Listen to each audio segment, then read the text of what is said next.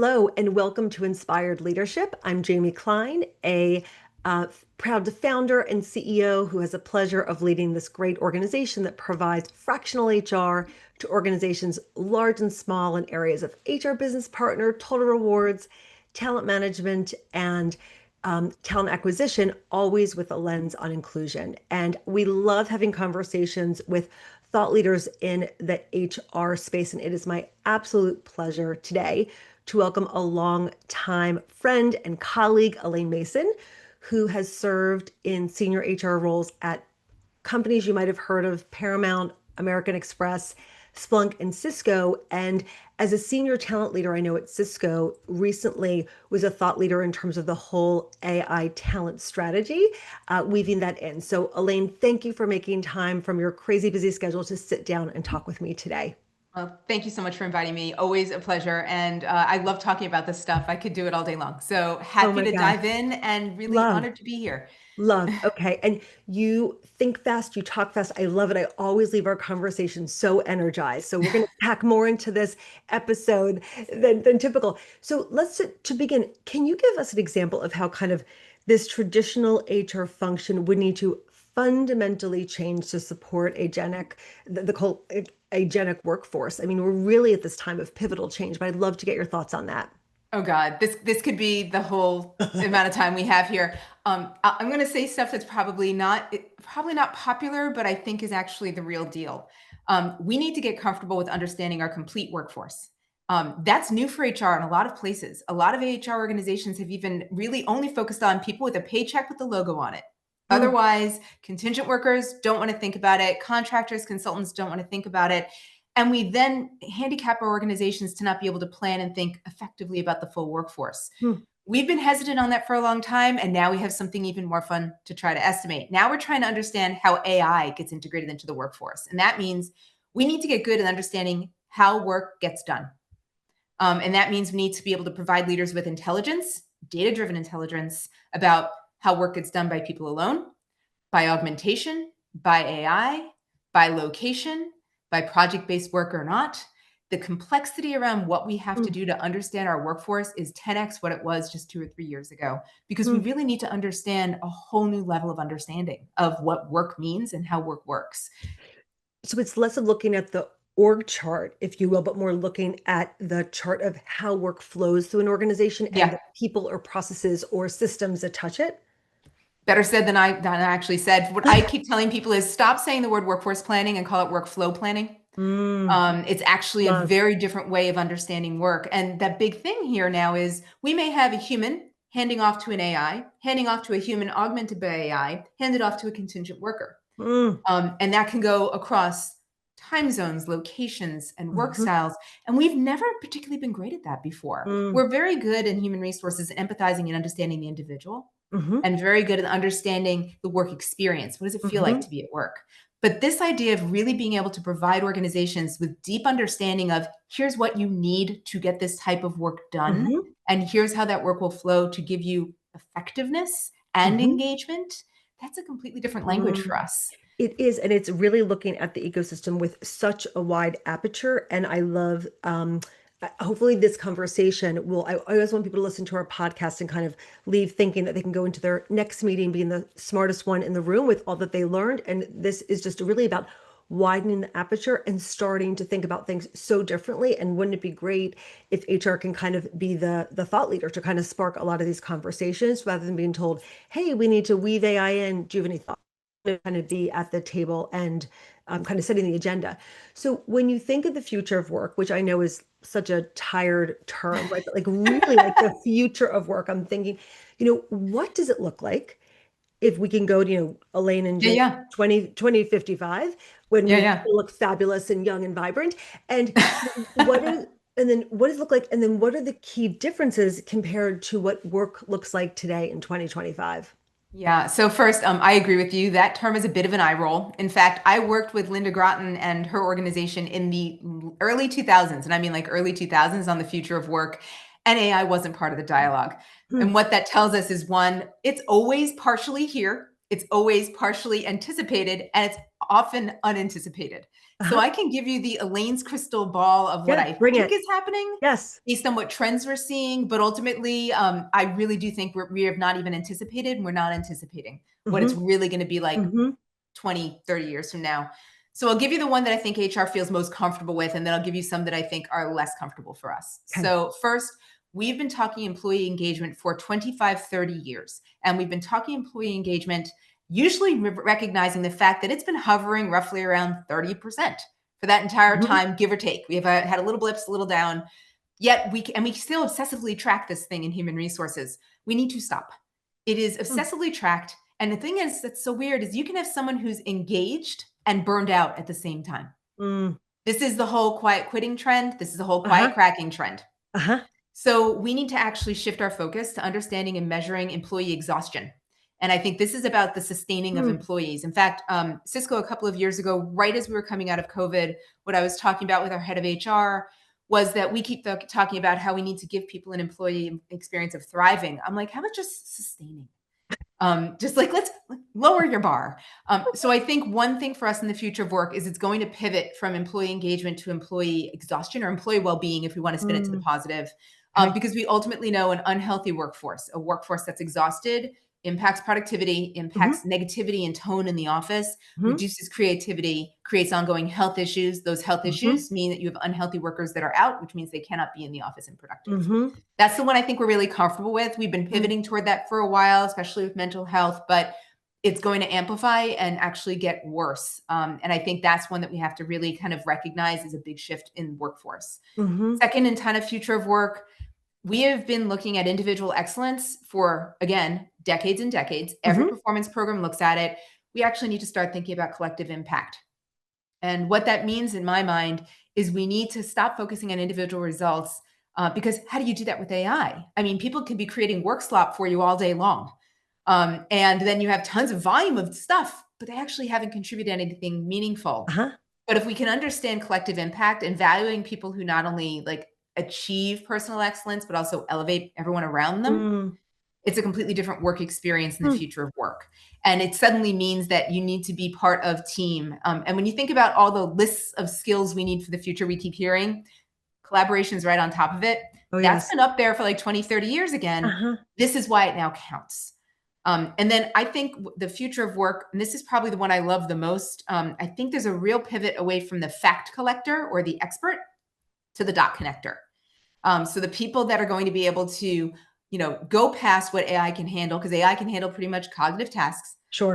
The future belongs to those people with that critical skills that can think about analytical thinking.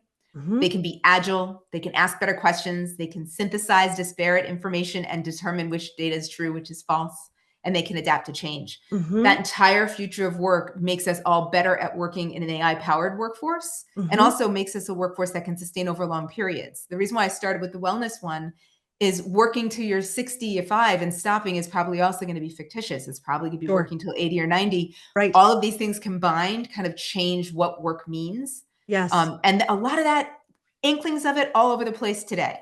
Yeah. The question is, when do we fully pivot? And I think that's Mm. what I think AI has just accelerated for us. Mm. And I love what you said about the fact finding and the folks that just provide the facts because AI is helping everyone be an expert at whatever the topic is. It's almost Yep. more important the person who's asking the questions than the Right. person who's giving the answer because everyone can find the answer. Um, uh, Author that I love to follow, Erica Keswin, she's been on our podcast before. She talked about how summer 25, you think of all the jobs that kind of college and high school Mhm. interns are doing.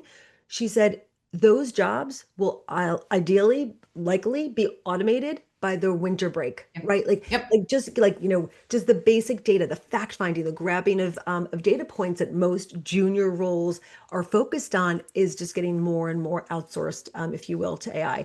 So, oh yeah, please. Sorry, you can look at two things that are actually trending that are going to validate that. One is look at the consulting firms right now, and they've been talking about really automating about 25% of their workforce. That Mm, is usually their bottom rung. That is the entry level roles. That's the roles mm, that you're talking about. It's the roles that we're doing research and fact and data analysis at the very core yes. level that an AI can do like that. Hmm. So one thing that I think in the future of work we haven't figured out yet is how do you cultivate the bottom rung now?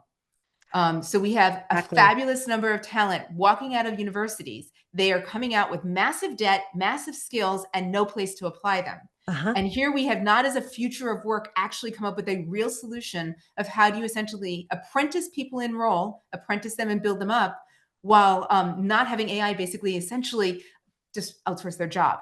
Yeah. So it is not a solved problem. It is definitely a problem that is emerging. But I do not Hmm. think from a future work perspective, we know that problem is emerging. We don't know what to Hmm. do about it. Right. And Right. I think Yeah. that I have points of view on that related to some pro bono work that I've been doing for some time around Mm, this is where the nonprofit sector could have a completely different role in our mm, society. mm. But it is still very early days. It is, and I have not yet been invited to a conference where that is a panel. Maybe we should maybe we should pitch that to a conference because we need dialogue around that for sure. Yeah. Absolutely. And you think of early stages in our careers, we had those kind of junior roles and it gave us the muscle memory. And think of how as you excelled in your career, you appreciated everyone on your team because you had done that work. You could kind of talk shop with people because you had done that work. And it's going to feel different in kind of the 2055. So given where we are today, what is kind of the single biggest hurdle that HR leaders may have to overcome as AI is kind of introduced to their org? And what's the one thing that we should do about it today? Single hurdle. I have a two-parter. I can't quite give Please, you a total single give me hurdle. two. So I think societally, and especially at work, we're going to start having this is a watch out. I think by outsourcing the grunt work, outsourcing the entry level, outsourcing Mhm. the bottom rung, employees are going to be able to pivot. Not pivot, that sounds positive. Actually, I'm going to pull it toward a negative. We're going to start developing cognitive debt. We're going to start losing Mm. our skills, losing our engagement, losing our sense of contribution. We're essentially going to start becoming kind of a passive, like passenger on the AI technology train. Like Um, kind of how I don't know how to spell anymore because I'm always using spell check, like that kind of thing. exactly, that Uh, type of thing. So what's going to end up happening is we're suddenly going to start. We're not going to have that grunt work to build ourselves, and as HR, what we're going to have to do is figure out so what's the new set of skills to cultivate. And a lot of HR organizations, Cisco included, has spent an awful lot of time figuring out how do we cultivate AI skills. About a year and a half ago, all mm, we heard was everyone needs to become a prompt engineer. And the answer is no, that's gone, not really necessary. As AI becomes more literate, that's going to become less so. So I think the mm, new skill that we in human resources need to get comfortable mhm, with is building agility. mm, And that is something we have heard, and the phrase we've used again for 30 years has been change management. mhm, And the challenge is the change management of yesteryear that we still currently focus on is what I would call event based change. We have a start, middle, and a stop. And we then in the human resources space plan and go toward that concrete change that has an end date. sure. Now go down the road of no end, ever again, never going to happen. Mm, Now, all that change management skill that we already thought we had, but mhm. weren't that great at, now we have to become really good at constant adaptation. It's like So it's I'm thinking of like all the decks that we've created about change management. There's a final page of that deck where the change management is fully implemented and everyone lives all happily done, ever after. So this is a all done. different version. Yeah, it's not event based anymore. And so Mm, our job in human resources, we obviously need to get better at data, need to get better at understanding how to really create an engaged workforce, or quite, I would say, like I said, a sustaining workforce.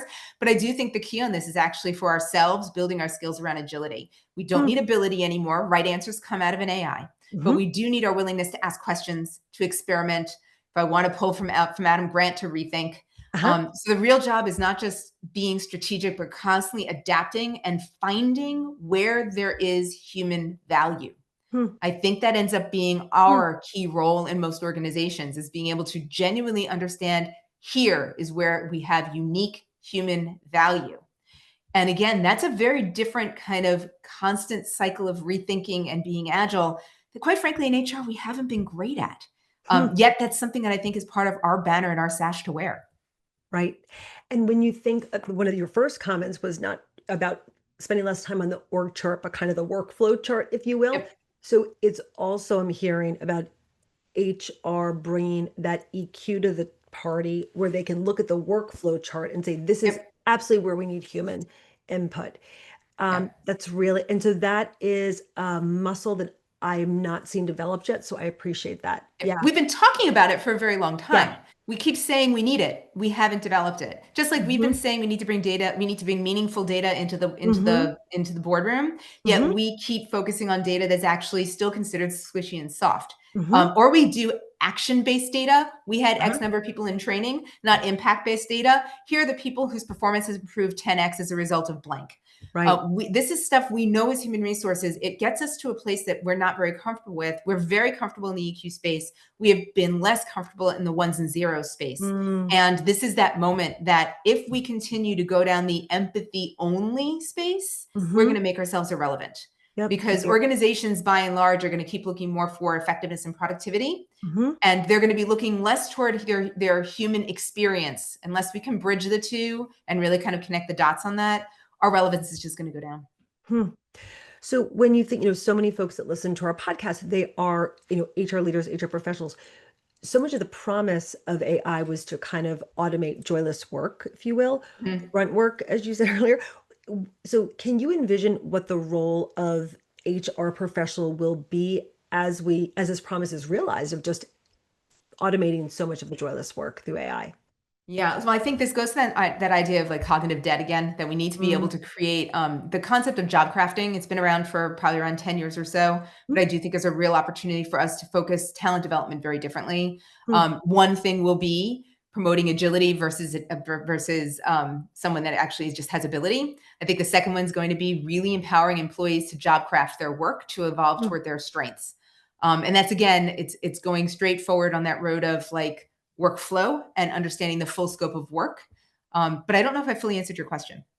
No, I think that you did. I think that as we sit here as HR leaders, the reality is more and more will get done by technology. And I think it goes back to what you said. It really is about the cognitive debt and also making sure that people are advising, if you will, on where the human piece should come to light. I think that maybe that is the strength that HR is going to bring because Yeah, they but are. Please. what I'll also say though, and this is again probably not a popular perspective, but I do think as AI continues to reshape our workplace, Hmm. we have to become honest and courageous. And if a company is using AI to cut costs and lay people off, we need to call that out for what it is. We keep hiding behind the bunch, those punchline words like, we're restructuring, we're kind of changing this, we're redesigning the organization. I actually think we need to stop hiding behind those buzzwords. Otherwise, we are going to be the punchline of every sitcom Hmm. indefinitely Hmm. in the HR space. Hmm. But if the goal is to make work better, Hmm. our job is to be the honest broker. I think that's essentially our new role. We need to create the Hmm. space for employees to experiment. We need to create the place for employees to learn.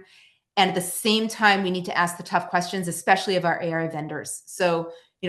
how is this data what data are they training on? Where does this data come from? How does bias creep in? What Hmm. happens if your data fails? We need to be the ethical voice in the room to make sure Hmm. that technology serves people. It doesn't serve Hmm. the other way around. Hmm. That's a very different role than what we've played before, but I think it's the one we are absolutely wired to do. Absolutely. And I love what you said about the straight talk rather than saying reorganization and, right sizing. You know, could you picture a CEO at a town hall saying, to stay sustainable as an organization, we've made some heartbreaking decisions and we're going to be eliminating these roles in favor of leaning into technology. I mean, I just don't know if I could see a comms team writing those talking points for the CEO.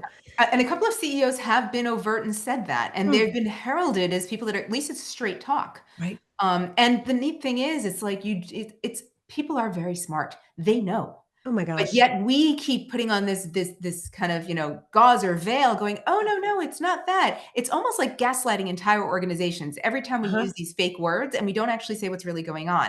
Yeah. And here is technology that will change work, period, full stop. Hmm. It's going to Hmm. change your workflow, period, full stop. There's an urgency to understand how to work with it. If you don't, your relevance is going to go down, period, full stop. These are Hmm. not typical phrases you hear out of human resources. Hmm. It is precisely what people need from us. Hmm. So, with all of this, is there some type of potential kind of capability, whether it's practical or blue sky, that excite you about AI for HR with all the things that we have to kind of wrestle with? Is there something that you find really energizing?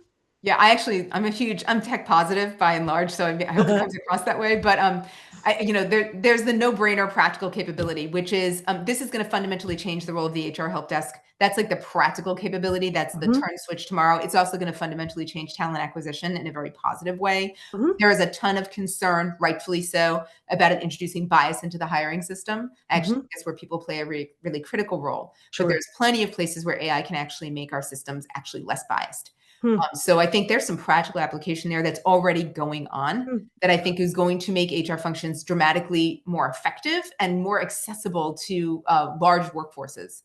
Okay. But I think there are a couple of ultimate blue sky potentials.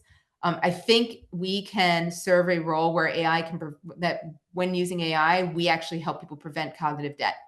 Hmm. And that's about, again, it goes back to that concept I said earlier about, I think there's a moment in time right now where we can actually be the ones that discern what is uniquely human. Hmm. And we can actually help make sure that work has been designed and workflows have been created so that the roles where you can be uniquely human, where you need moral judgment, where you need creativity, where you need critical thinking, Hmm. those are not being neglected. I think Hmm. it's actually a blue sky thing. Hmm. AI can actually make that more relevant for us by Sure. actually being able to say to us, here's the type of work that we can actually have an AI use that does not create a moral judgment problem. Here's the type of work that does. Hmm. Then we have to use our good cognitive skills to determine, is that AI correct? Hmm. Right.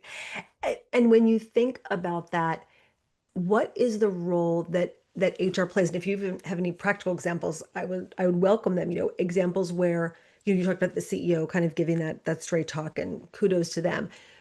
You know, so what is the role that HR plays? In kind of reducing the fear that employees have, because sometimes when we feel that sense of stress, we can go into, fight, flight, or freeze. We Yeah, don't, we yeah. don't want that. Like, what is the role that HR has in kind of finding that magic middle between kind of soothing the fear that people have, but then also helping to kind of get people excited about it being a collaboration tool? Yeah, I think first and foremost, we need to lead by example. I think it's first and foremost. We can't right now. Many organizations tell employees embrace AI. You mandate training, and then and tell people you need to you need to understand the ethical implications of using AI. Hmm. Yet often we in the human resources space aren't actually using it ourselves. So I think first and foremost, for AI to become a collaborative tool, we need to lead by example.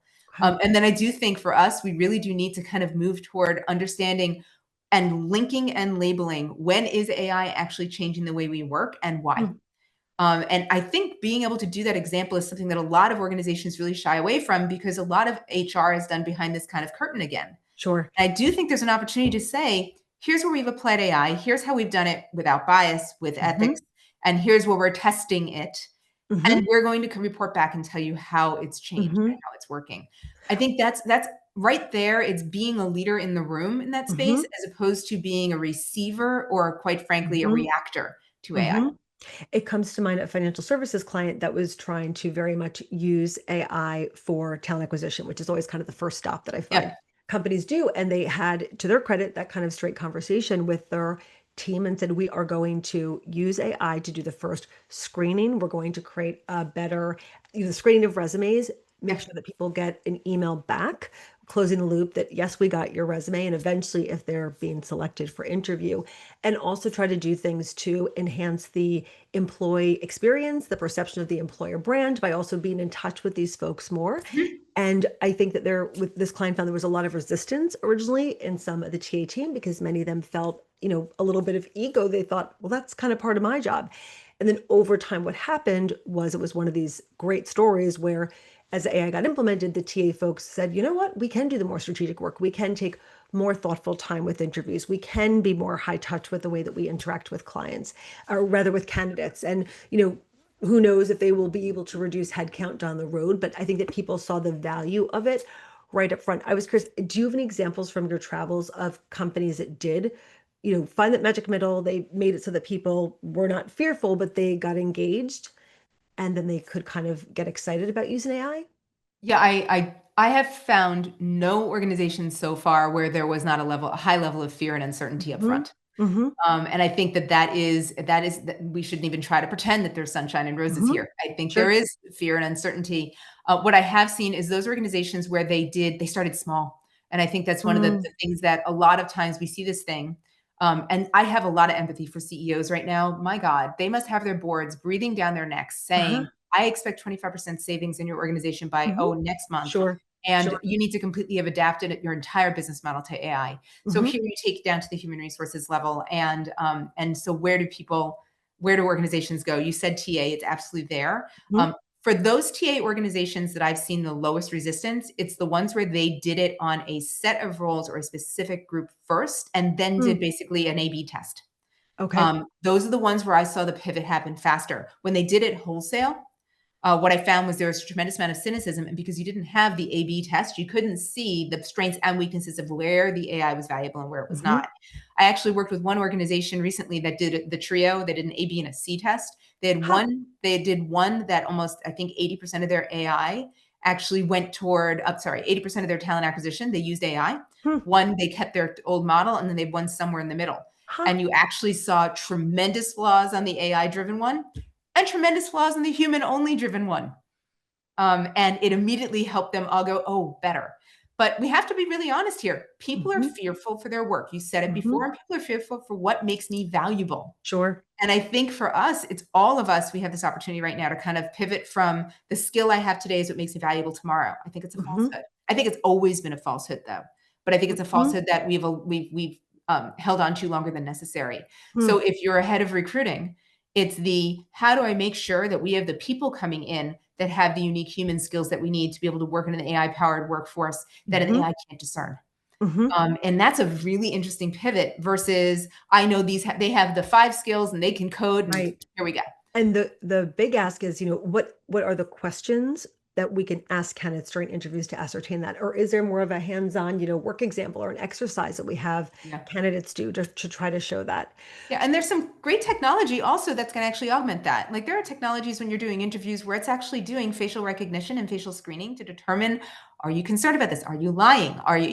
There are ways you can blend this that human actually will just bring their own bias into the room that the AI actually can pull out. Mm-hmm. That example of weaving AI in that way, we had a client in consumer packaged goods and TA again.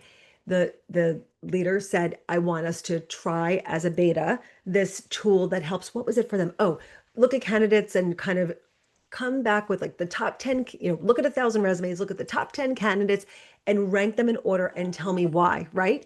And with that, what we heard is um, from what we heard from the team that was supposed to assess this tool is they came back and they said, you know what, we tried it. We don't really think it's effective. Mm. And the TA leader was left with the feeling of, huh, are they fearful of their jobs? Are they giving me the right assessment? Are they giving me correct data as to whether this is effective or not? Because he could see in their body language the fear. So that is, I think, that's the needle that I think everyone's trying to thread. By the Yeah. way, this TA leader also said that they threw their resume in to see if they would get selected, and they were not in one of the top 10, Yep. Yep. right? So there are those things too. So when you think of kind of the core competencies or skills that you believe kind of every HR leader needs to have to kind of be effective in the next, say, 12 to 18 months, do you think it is there something other than that top skill you talked about of getting so good at knowing where it is important in workflow for there to be human interaction and human leadership and strategic thinking? I think there's a lot that we can actually do. I think there's some of the stuff that feels like the softer skills. I think that the whole change management agility thing is not to be underestimated. I think Okay. our ability to actually be able to enable and create the environment for Hmm. experimentation, our willingness to actually be experimenters, our Hmm. willingness to actually be more agile, that's Hmm. actually new. There's a lot of Hmm. more traditional HR that's actually about following the rules. So I think that's actually a very large pivot for us. Yeah. And I do see, I mean, look, I see AI as a powerful augmenter of human potential. Hmm. So this could be about, for us, I think it's about determining when it is best for us to partner with AI Hmm. and be able to really be able to experiment, try and fail in ways that are benefiting the workforce and still not creating risk to the enterprise. Hmm. That's a TED Talk waiting to happen. Yeah, right after the bottom rung is solved. Oh my gosh, exactly. But again, we're going to pitch that to a conference. We've got to get a conversation I'm going. there for that. I love it. So this is tremendous. I literally could listen to you and chat with you about this all day, but I wanted to ask in kind of closing, on a personal note, with all that you're learning constantly, what are a few of your favorite things? What brings you joy? What kind of fuels all your energy? And what do you do for self-care? Joy, I'm a water person and a warm weather person. So anything that gets me on the water, near the water, or by the water, especially with friends that give me a Mm, chance to reflect, that's just sheer joy for me. So mm, going into fall right now, I'm a little bittersweet because I know that that joy is going to be a little bit further away for a while. mhm. Energy for me is about learning. And you probably gathered that from this Oh, conversation. yes. I am a voracious learner, listener, chatter with others. If I can find something and learn something new, and then I can actually share it with others, that's like a 10x for me. Hmm. And then self care, I could give you all of the meditation, yoga, Pilates stuff that you need to hear, but I think you've heard all of that stuff. I'll tell you one that I kind of hit on the last couple of weeks that's been really interesting. Please. And this is I've given myself permission to pause and say no. And Mm, I'm a big fan of Shonda Rhimes' Year of Yes. I really am. But I uh-huh. think I've over adopted that I will say yes instantly and then later go, why did I say yes? So I think something I'm doing for self care right now is giving myself permission to pause. Mm, I And love that's that. been really revealing to tell me how many things have I not cared for myself on and given where I really didn't need to. Mm, I love that. And yes, I'm going to take a page from that. And speaking of medication or meditation, not medication, meditation. I remember years ago, I was talking about this and I said, I'm doing Headspace, this new app that started, and I'm not really sure. And you're like, you know what? Just so you know, there are other apps other than Headspace that you Yep. can try. So you were kind of you were just role modeling it for me a long time ago of how to branch out and try all these different meditation apps that now I'm pretty much addicted. Elaine, thank you so much for making the time. Again, I learn from you every time we speak, and I'm Same. so glad to get your voice in this conversation. Take good care. Thank you. Cheers. Bye. Cheers.